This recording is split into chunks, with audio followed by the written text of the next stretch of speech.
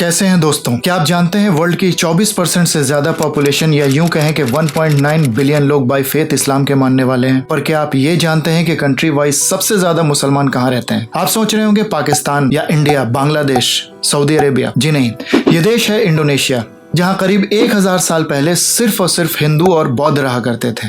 यहाँ इनके कई अजीम साम्राज्य हुआ करते थे।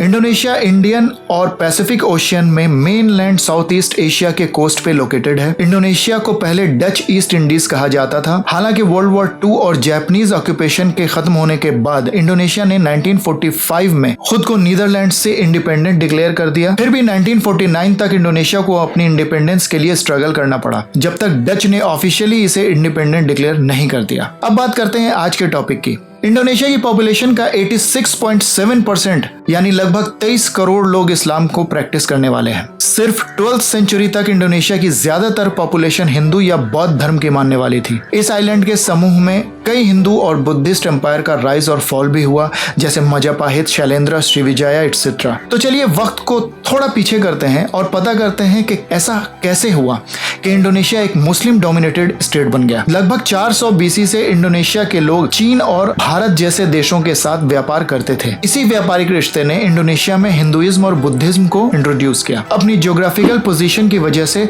इंडोनेशिया चाइनीज और इंडियन कल्चर से काफी प्रभावित रहा। वेस्ट एशिया यानी अरब और ईस्ट एशिया यानी चाइना, मंगोलिया एटसेट्रा के बीच ट्रेड सिल्क रूट के थ्रू प्री इस्लामिक एरा में भी जारी था, जिसकी वजह से वहां इस्लाम पहले ही पहुंच गया था। यमन और पर्शियन गल्फ के मर्चेंट्स ट्रेड के लिए मालाबार आते जाते रहा करते थे। वहां से इंडोनेशिया के जावा और सुमात्रा आइलैंड तक उनकी जर्नी होती थी। ऐसा लगता है कि इस्लाम को तेजी से फैलने में इंटरनेशनल ट्रेड ने काफी इंपॉर्टेंट रोल निभाया है। इस्लाम आने के बाद ये ट्रेड और बढ़ गया। अरब और पर्शियन गल्फ के मुस्लिम मर्चेंट्स ने इस रूट पे अपना कब्जा कर लिया था। धीरे धीरे इस एरिया में मुस्लिम मर्चेंट्स की कॉलोनीज बसने लगी और 11th सेंचुरी के आते आते ये लोग इस रीजन में काफी तादाद में बस गए थे। ऐसा कहा जाता है कि मुस्लिम मर्चेंट्स की ईमानदारी और सच्चाई को देखकर इंडोनेशिया और आसपास के लोग इस्लाम धर्म को अपनाने लगे थे। फिर इंटर रिलीजन मैरिजेस ने भी इस्लाम को फैलाने में बहुत मदद की। शुरुआत की इन्हीं रीजंस की वजह से इंडोनेशिया में इस्लाम 11th से 13th सेंचुरी के बीच सुमात्रा, जावा से होते हुए दूसरे आइलैंड्स में बहुत तेजी से फैला। 11th सेंचुरी में अरब के एक स्कॉलर शेख अब्दुल्लाह ने सुमात्रा में इस्लाम को बढ़ाने में बहुत अहम रोल प्ले किया।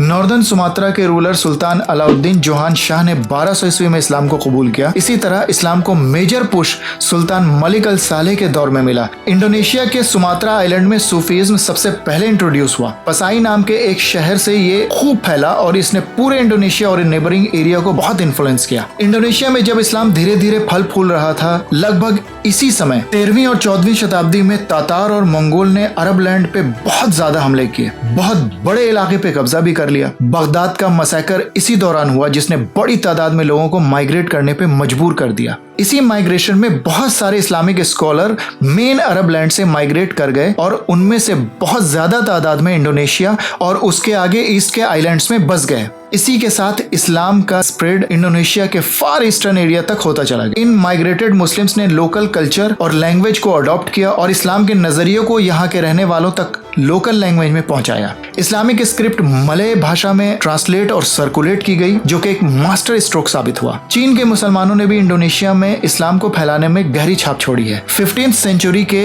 चीनी एडमिरल चेंग हो को जावा आइलैंड पे इस्लाम के प्रसार का श्रेय दिया जाता है। ठीक इसी वक्त 15th सेंचुरी के मध्य में कॉन्स्टेंटिनोपल को जीतने के बाद मुसलमानों ने इंटरनेशनल मैरीटाइम रूट को लगभग पूरी तरह से कंट्रोल में ले लिया था। कुछ इंडोनेशियन किंग इसे अजीम और ताकतवर मुस्लिम साम्राज्यों के नेटवर्क में शामिल होने का सुनहरा अवसर समझते थे।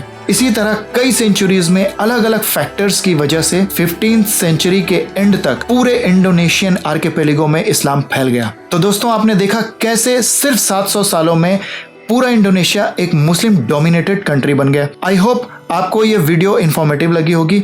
फिर मिलेंगे एक नए और अमेजिंग टॉपिक के साथ। तब तक के लिए गुड बाय, टेक केयर।